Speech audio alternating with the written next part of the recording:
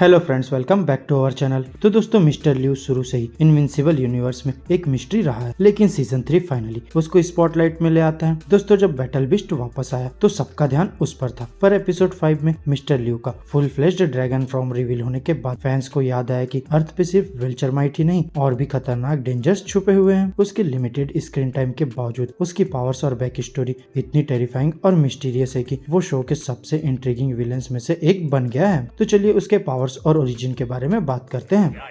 पर मेरी शक्तियाँ सच्चाई से परे हैं। मिस्टर ल्यू की ड्रैगन पावर्स की ओरिजिन स्टोरी। दोस्तों, बाकी सुपर हीरोज की तरह जो साइंस या एलियन जीन्स की वजह से पावर गेन करते हैं, मिस्टर ल्यू की एबिलिटीज मिस्टिकल ओरिजिन रखती है। इनविंसिबल कॉमिक्स के मुताबिक ल्यू एक आम आदमी था जो एक छोटे चाइनीज विलेज में रहता था, जहां एक दिन एक बड़ा और तबाही मचाने वाला ड्रैगन उसके विलेज पे अटैक कर देता है। वो ड्रैगन सिर्फ डिस्ट्रक्शन नहीं लाता, बल्कि ल्यू की फैमिली और उसके प्यारे लोगों को भी मार डालता है। लेकिन ये ड्रैगन हमेशा के लिए आजाद नहीं रह सकता था, क्योंकि कुछ पावरफुल सोर्सरर्स ने उसे हराने का तरीका ढूंढ लिया, लेकिन एक बड़ा सैक्रिफाइस मांगने लगे। उन्होंने बताया कि ड्रैगन को रोकने का एक ही तरीका है, उसे एक इंसान की सोल के साथ बाइंड करना। यहाँ ल्यू, जो अपनी फैमिली और विलेज का बदला लेना चाहता था, खुद को सैक्रिफाइस करने के लिए तैयार हो गया। उसके इस डिसीजन की वजह से उसके अंदर वही ड्रैगन की ताकत आ गई जो उसका दुश्मन था। अब वो खुद भी ड्रैगन बन सकता था, लेकिन इसके साथ एक बड़ा ड्रॉबैक था कि जब भी वो ड्रैगन फॉर्म लेता, उसकी ह्यूमन बॉडी अनकॉन्शियस हो जाती, जो उसकी सबसे बड़ी वीकनेस बन गई। अब वक्त के साथ ल्यू को समझ आया कि उसकी ह्यूमन बॉडी बूढ़ी हो रही है, और फिर अपनी लाइफ एक्सटेंड करने के लिए उसने साइबरनेटिक मॉडिफिकेशंस करवाने शुरू कर दिए। और फिर ये चेंजेस उसको और ज्यादा पावरफुल बनाते गए, लेकिन साथ ही उसका दिल भी सख्त होता गया। उसका इंसानी तरफ धीरे धीरे खत्म होता गया और वो एक रूथलेस विलन बन गया जिसे सिर्फ पावर्स की भूख थी। अपना नाम बदल लो, क्योंकि आज तुम हारने वाले हो।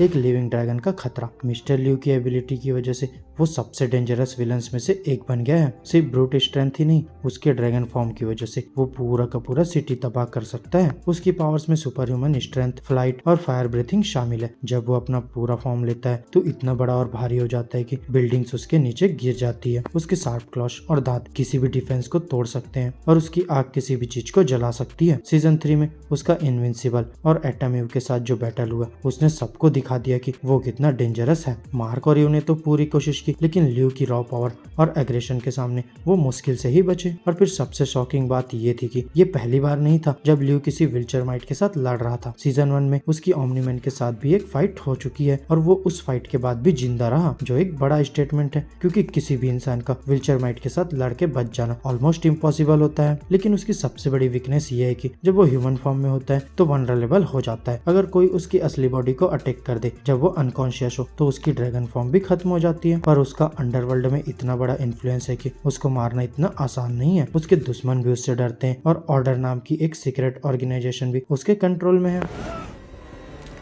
क्या करूं, मैं हूं ही धोखेबाज। मशीन हेड की असैसिनेशन अटेम्प्ट से मिस्टर ल्यू का बचाव। भले ही मिस्टर ल्यू एक अनस्टॉपेबल विलन दिखता है, लेकिन मशीन हेड ने एक पॉइंट पे उसको ऑलमोस्ट मार ही दिया था। प्रिजन के एक बैटल के दौरान मशीन हेड ने एक मौका पकड़ के ल्यू की अनकॉन्शियस ह्यूमन बॉडी पे अटैक कर दिया, और फिर जैसे ही उसका ह्यूमन फॉर्म गिरा, ड्रैगन भी खत्म हो गया, और सबको लगा कि ल्यू की कहानी यही खत्म हो गई। अब टाइटन और आइसोटोप ने सोचा कि उनका रास्ता क्लियर है, और उन्होंने सिटी के अंडरवर्ल्ड का कंट्रोल ले लिया। और फिर मशीन हेड भी अपने आप को जीता हुआ समझ रहा था, पर एपिसोड 5 ने एक बड़ा ट्विस्ट दे दिया। मिस्टर ल्यू अभी भी जिंदा था, क्योंकि एपिसोड के एंड में एक शॉकिंग मोमेंट आता है जब उसका मिस्टीरियस बॉडीगार्ड उसकी अनकॉन्शियस बॉडी के पास आता है। ये बॉडीगार्ड पहले भी डेंजरस दिख चुका है, लेकिन इस बार उसने एक और बड़ा सीक्रेट रिवील किया। वो भी एक ड्रैगन स्पिरिट कंट्रोल कर सकता है। और फिर जब बॉडीगार्ड ने अपनी ड्रैगन पावर को अनलीश किया, तो उसकी और ल्यू की स्पिरिट मर्ज हो गई, और ऐसा लगा कि ल्यू रिवाइव हो गया है। अब ये कैसे हुआ, ये अभी तक क्लियर नहीं है। क्या बॉडीगार्ड भी एक ऐसा ही इंसान है जो एक ड्रैगन से बॉन्ड किया गया है? क्या ये कोई मिस्टिकल रिजरेक्शन टेक्निक थी, या फिर ल्यू सिर्फ एक डीप रीजनरेटिव स्टेट में था? ये सब अनआंसर्ड क्वेश्चन है जो उसके कैरेक्टर को और भी मिस्टीरियस बनाते हैं।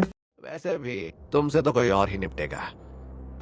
मैं तो यहाँ तुम्हारे बॉस को मारने आया हूँ। मिस्टर ल्यू का फ्यूचर क्या होगा? अब जबकि ल्यू जिंदा है, उसका रिवेंज लेना पक्का है। टाइटन और मशीन हेड जो सोच रहे थे कि उन्होंने उसको हमेशा के लिए हरा दिया, अब उनको समझ आएगा कि उन्होंने कितनी बड़ी गलती की थी। टाइटन ने तो सिटी का अंडरवर्ल्ड ले लिया, और मशीन हेड अपने प्लान में सक्सेसफुल हो गया, लेकिन ल्यू वापस आके सब कुछ उल्टा कर सकता है। इसके अलावा एक और बड़ा क्वेश्चन ये भी है कि क्या ल्यू विल्चरमाइट के अगेंस्ट मार्क और उसकी टीम का साथ देगा, या फिर वो अपनी पावर और बढ़ाने के लिए विल्चरमाइट्स के साथ डील करेगा? अगर वो अर्थ का पूरा कंट्रोल लेने का प्लान बनाता है, तो मार्क के लिए ये एक और बड़ा चैलेंज हो सकता है। जो भी हो दोस्तों, एक बात तो श्योर है, मिस्टर लियू इनविंसिबल यूनिवर्स का एक सबसे टेरिफाइंग विलन बन चुका है। चाहे वो अपनी पावर के लिए लड़ रहा हो या रिवेंज लेने के लिए, उसका ड्रैगन फॉर्म उसको अनस्टॉपेबल बनाता है। और एपिसोड 5 ने ये प्रूफ कर दिया कि ये ड्रैगन इजिली गिरने वाला नहीं है। तो दोस्तों, मेरी आज की इस वीडियो में बस इतना ही। आपको हमारी ये वीडियो अच्छी लगी हो तो वीडियो को लाइक करो, चैनल को सब्सक्राइब करो और ऐसे ही लेटेस्ट कंटेंट के लिए बेल आइकन जरूर प्रेस कर लो। अब मैं मिलूंगा आपसे नेक्स्ट वीडियो में,